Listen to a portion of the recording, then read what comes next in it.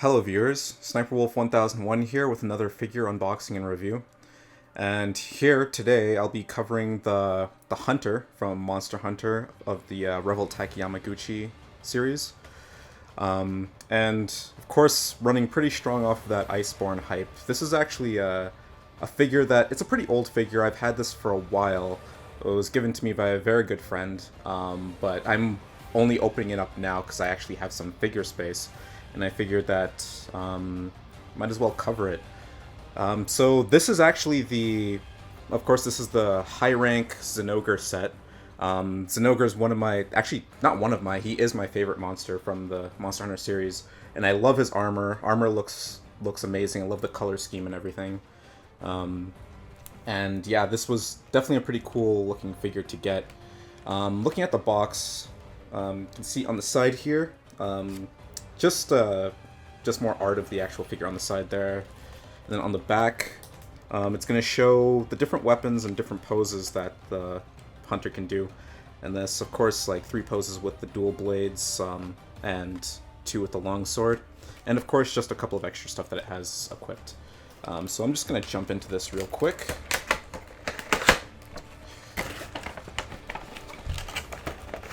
And one thing I would have really loved for Revoltech or another company to do is if they covered the G-rank Zinogre armor, because the high rank armor looks really cool, but honestly, like, in my opinion, there's nothing that can top the G-rank Zinogre set. That armor set looks so cool.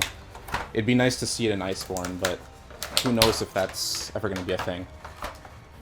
Alright, so right out of the box, you can see I'm actually really impressed with the visuals on this figure. This thing looks really, really beautiful. A lot of detail on it. Let me just get this plastic and stuff off of the arms. But yeah, as you can see, like, the way that they did the paint on this looks really nice. It has that art style where it kind of looks like, it's kind of like, almost like it came out of the game. Like, it has like those very rough edges and stuff around like the gold armor parts there.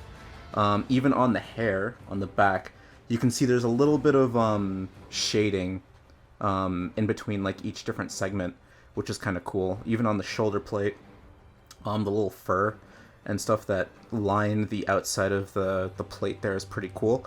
On the helmet, you can see we have that nice, very shiny silver right there, and like a bit of very small detailing, if you can see it. I'm not sure if my camera's gonna focus, but you can see like there's like red lining right by, I guess, where the eyes of the helmet would be, which is pretty cool.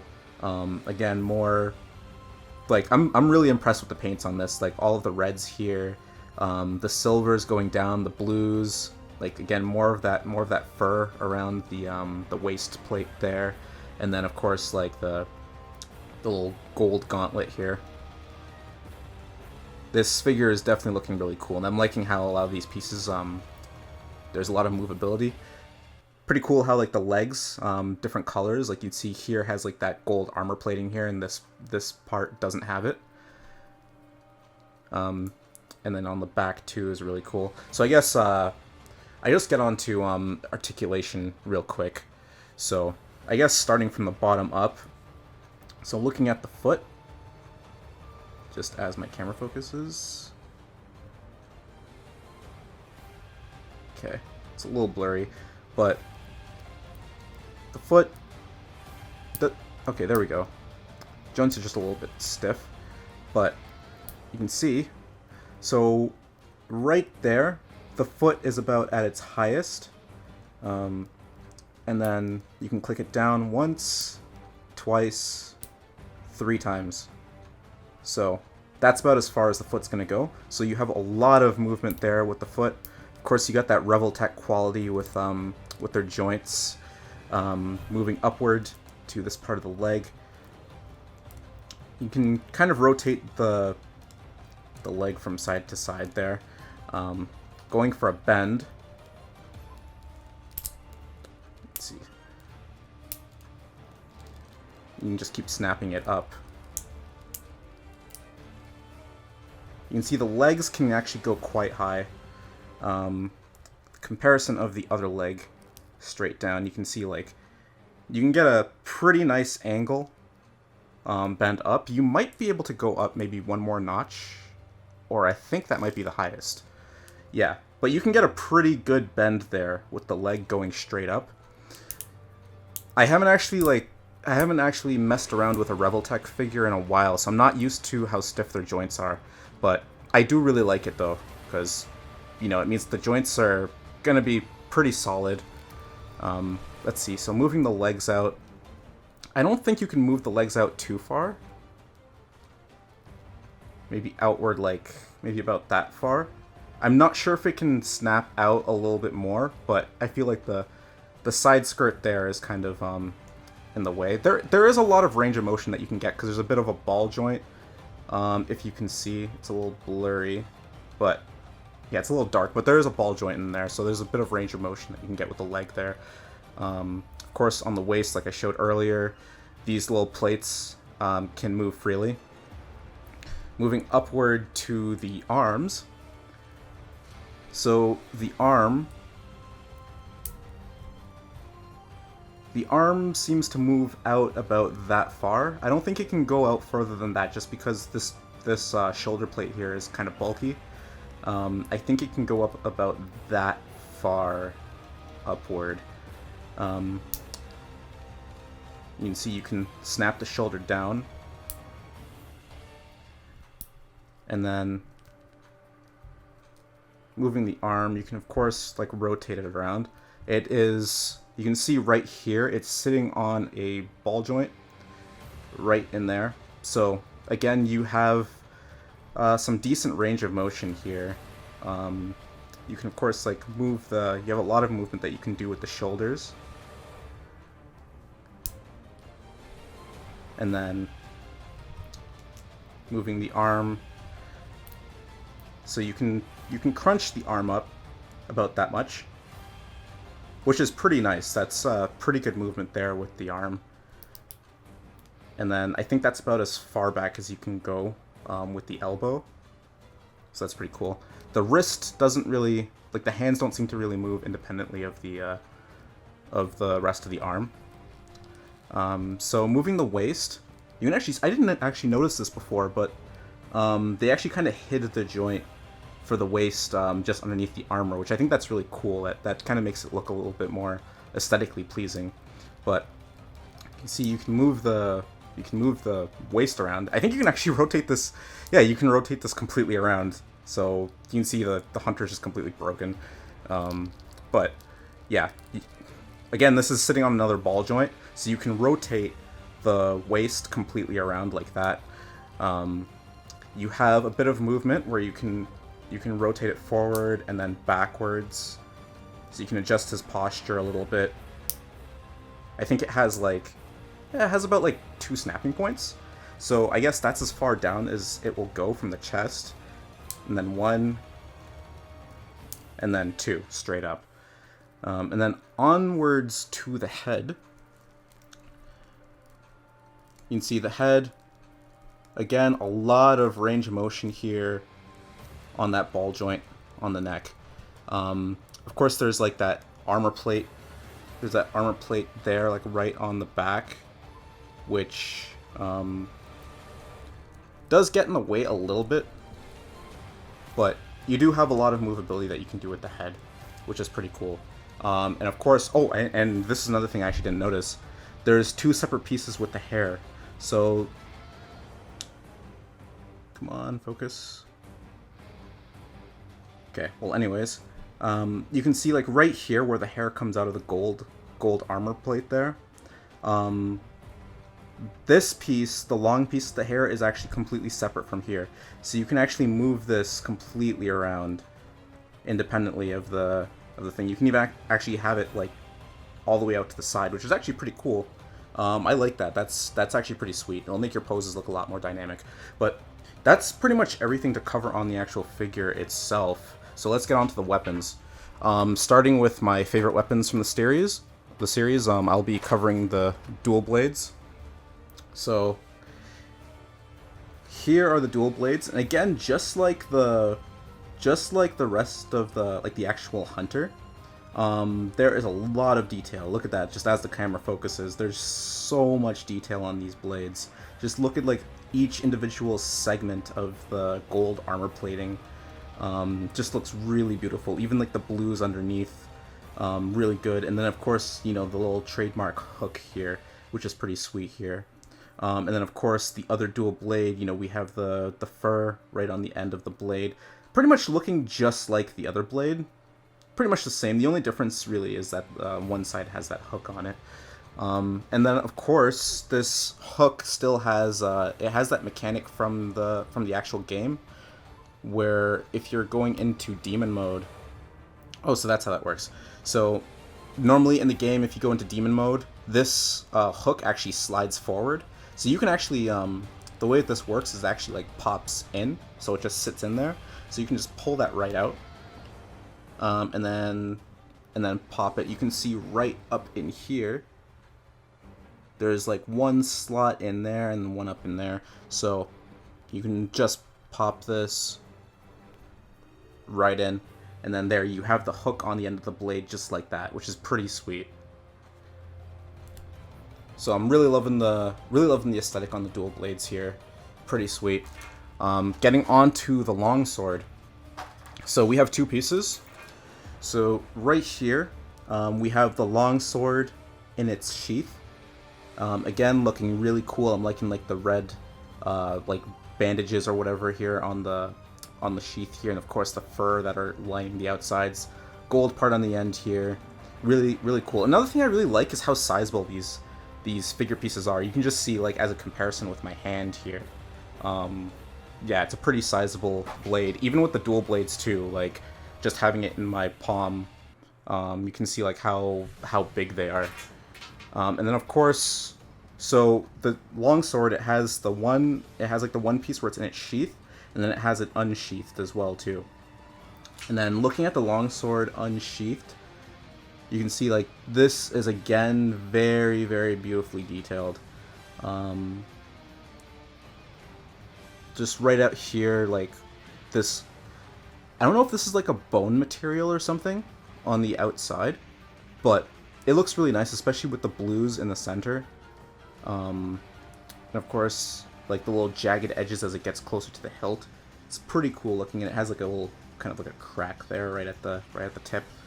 Right at the end, it has this little I'm not sure what these are called, but the little spike or whatever at the end of the handle.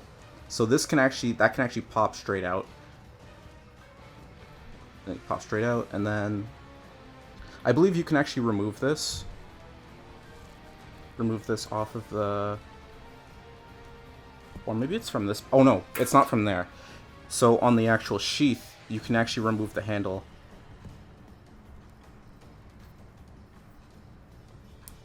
Let's see, how is it done? There we go. It's just a little stiff, but you can actually remove the handle straight off of the sheath.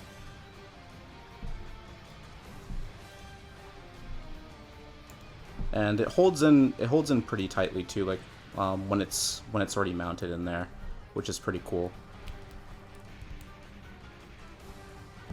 And that goes back in. So right away, I'm pretty impressed with the weapons. They look pretty cool.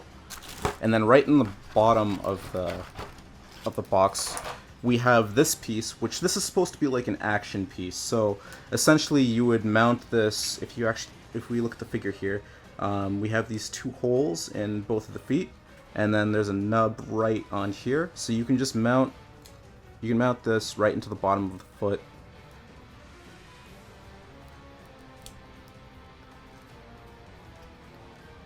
It's gonna be a little tight, but essentially you can mount this right into the bottom of the foot, and then once you have him standing down, like if standing on the floor, it can look like he just kind of like he slid forward or whatever on the ground. So it's pretty cool looking.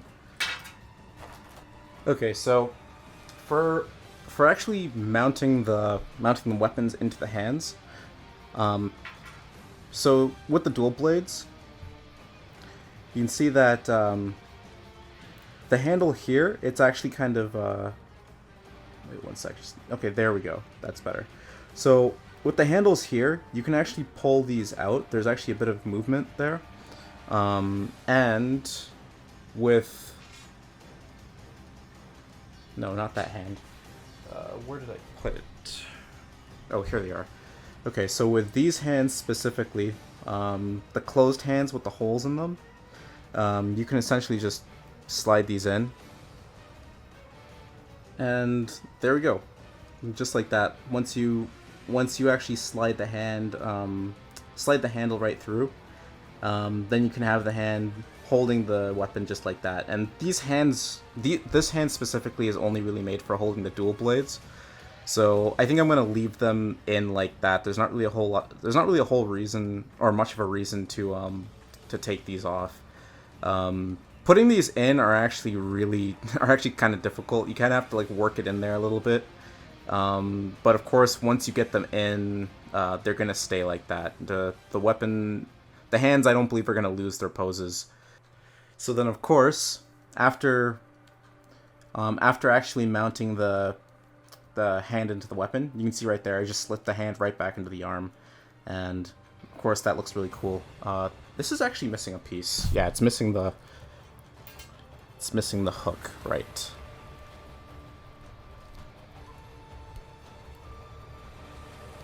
Okay, there we go.